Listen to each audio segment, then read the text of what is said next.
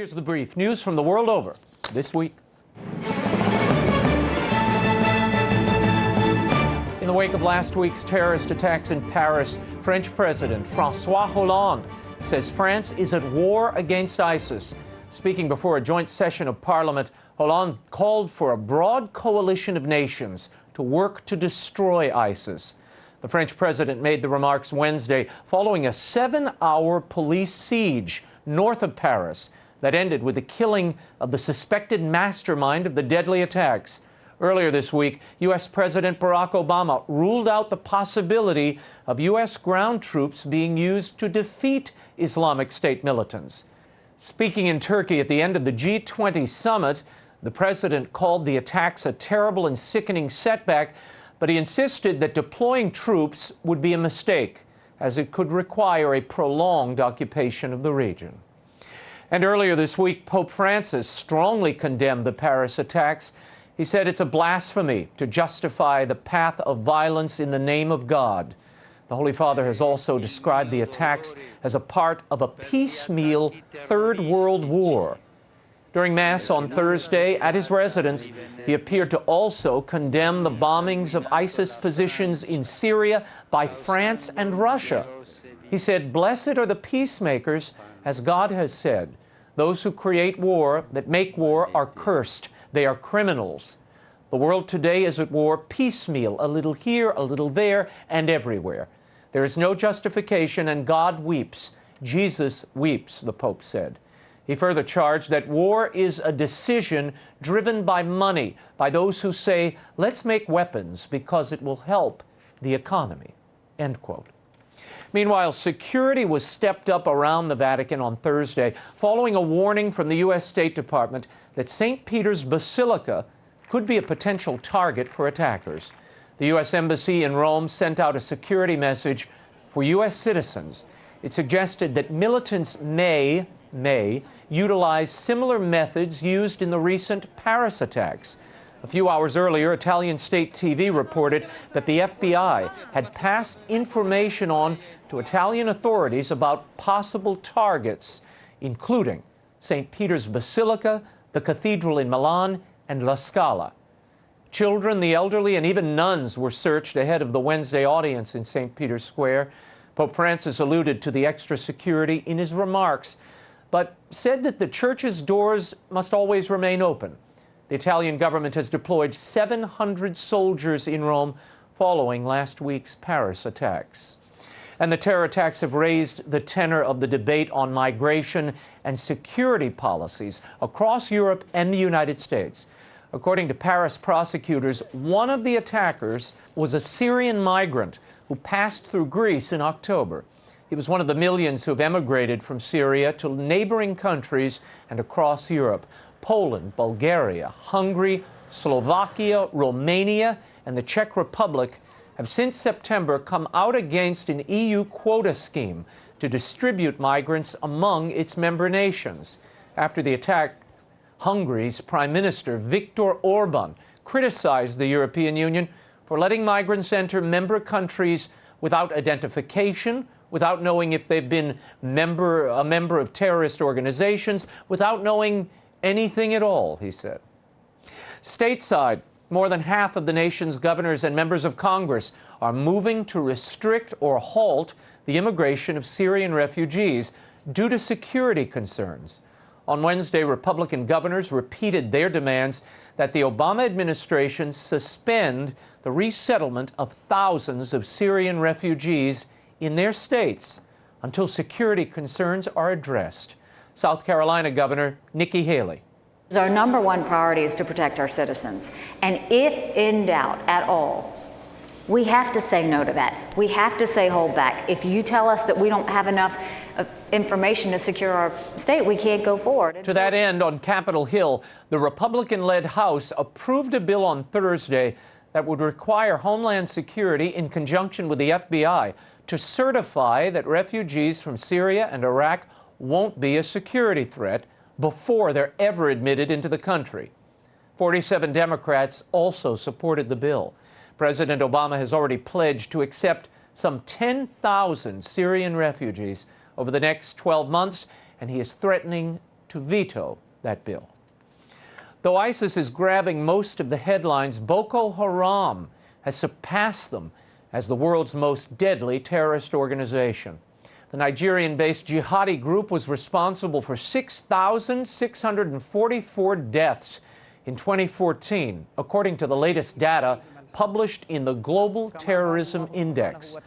By comparison, ISIS claimed the lives of 6,073 people last year. Boko Haram carries out the majority of its atrocities in northern Africa, but it's expanded into Chad and Cameroon.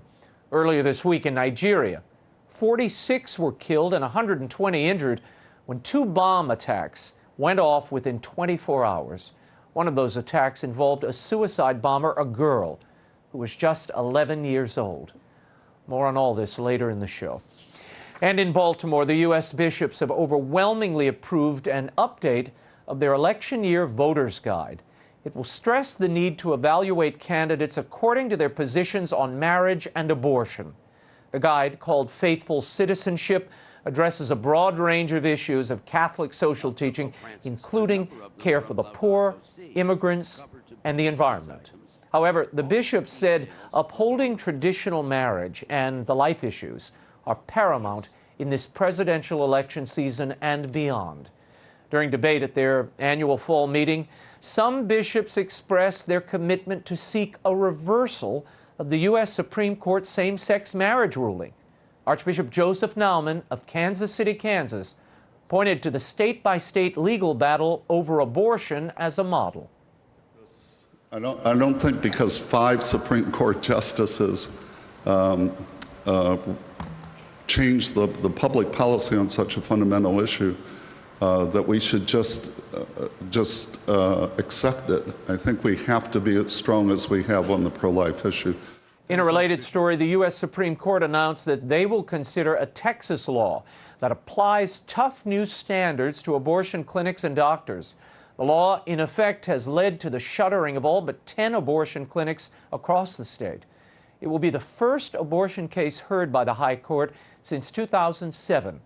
As it was then, Justice Anthony Kennedy is expected to hold the controlling vote in a divided court.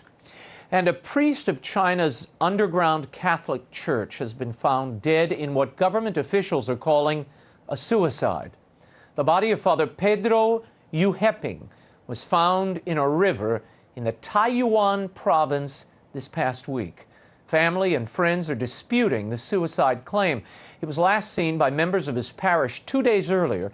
He gave no indication that he was distressed or unhappy in the least. On the day he was due to a meeting, several parishioners talked with Father Heping on the phone. However, a nun received a most curious text message which contained one Chinese character. It read, "Farewell." Father Heping helped launch a popular Catholic Chinese website in 2000. It was later shut down by the communist authorities and relaunched a year later. Heping publicly denied being involved. Chinese church leaders have gathered in Taiyuan to petition for more information. We'll keep you posted on this one. And Pope Francis caused quite a stir this past weekend by appearing to suggest that someone who is not Catholic could receive Holy Communion. During a question and answer session during a prayer service on Sunday, a Lutheran woman asked Pope Francis how she might finally achieve Eucharistic communion with her Catholic husband. In response, the Pope urged her to, quote, "talk to the Lord about it and then go forward." He added, "I wouldn't ever dare allow this because it's not my competence." The Catechism of the Catholic Church clearly states that because ecclesial communities have not preserved the reality of the Eucharistic mystery, intercommunion is impossible. And the investigative journalist who published confidential Holy See documents is speaking out against Pope Francis's decree that could land him in jail for 8 years. Emiliano Fittipaldi met with Vatican authorities on Monday. Investigators accused him and another journalist of crimes against the Vatican city-state and its security. In 2013, after the previous VatiLeaks scandal, Pope Francis enacted laws intended to prevent public disclosure of internal documents.